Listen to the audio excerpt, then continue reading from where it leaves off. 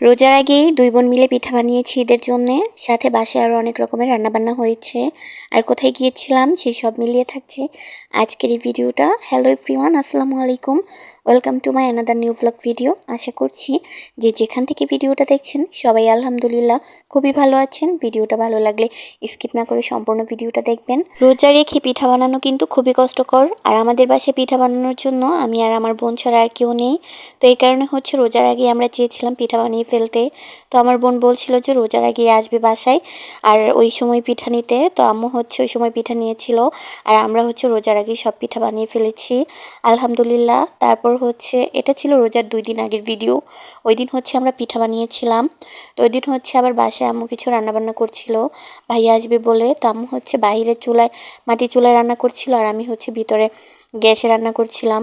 তো এদিকে হচ্ছে আম্মু আবার আমাকে মাংসটা বসিয়ে দিয়ে এখানে বসিয়ে রেখে কি যেন একটা কাজ করতে গিয়েছিল। তো আমি হচ্ছে মাংসটা একটু নেড়ে চেড়ে দিচ্ছিলাম। এগুলো কিন্তু রোজার আগে ভিডিও, তো এগুলো হচ্ছে এডিট করা হয়নি আর আপনাদের সাথে শেয়ার করাও হয়নি। তো ভাবলাম যে আস্তে আস্তে সবগুলো ভিডিও এডিট করে শেয়ার করি।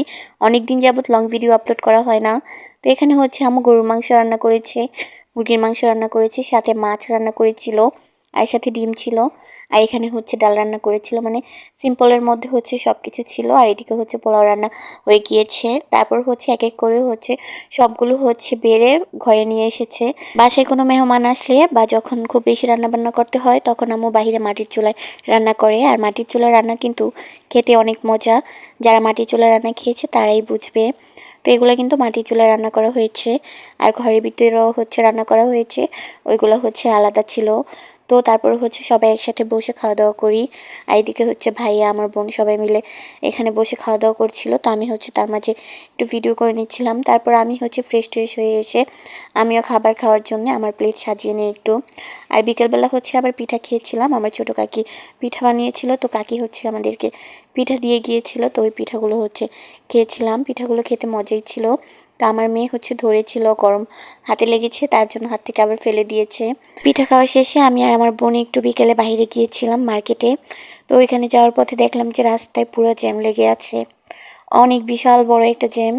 আর এই রাস্তাটার মধ্যে সবসময় জ্যাম থাকেই থাকে, এরকম একটা অবস্থা।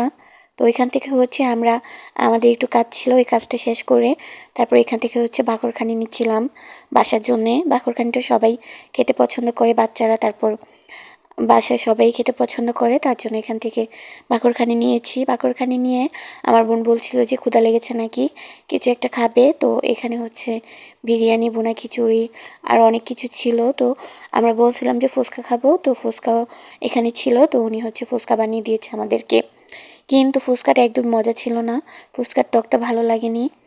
মানে মোটামুটি আর কি, ক্ষুধা থাকলে আর কি এটা খাওয়া যায়, আর না হলে তেমন একটা ভালো লাগেনি। তো আমি আর আমার বোন মিলে এখানে বসে ফুচকা খেয়েছি। দুই বোন মিলে যখনই কোথাও যাই বাইরে মার্কেটে বা কোথাও, তাহলে ফুচকা এটা সেটা খাওয়া হয়। ভেলপুরি সামনে পেলে ভেলপুরি খাই, ফুচকা খাই, মানে কিছু না কিছু খাওয়া হয়। তো এখানে হচ্ছে ফুচকা খেয়ে তারপর আবার আমরা একটা দোকানে গিয়েছিলাম বাচ্চাদের জন্য, এখান থেকে কেক তারপর হচ্ছে বিস্কিট নেওয়ার জন্য। তো এখানে দেখছিলাম যে কোনটা কোনটা নিব। তো আমি আর আমার বোন হচ্ছে এখান থেকে হচ্ছে আইসক্রিম নিয়েছিলাম, আর হচ্ছে বাচ্চাদের জন্য কেক নিয়েছিলাম। তো এখানে হচ্ছে বার্থডে অনেকগুলো কেক ছিল, তো কেকের কালেকশনগুলো দেখছিলাম আর বলছিলাম যে এখানকার কেকও ভালো, খারাপ না, আমরা অনেকবার নিয়েছি এখান থেকে। এখানে কেনাকাটা শেষ করে তারপর হচ্ছে বাসায় চলে আসি। আজকের ভিডিও এই পর্যন্তই। সবাই ভালো থাকবেন, সুস্থ থাকবেন, আল্লাহ হাফিজ।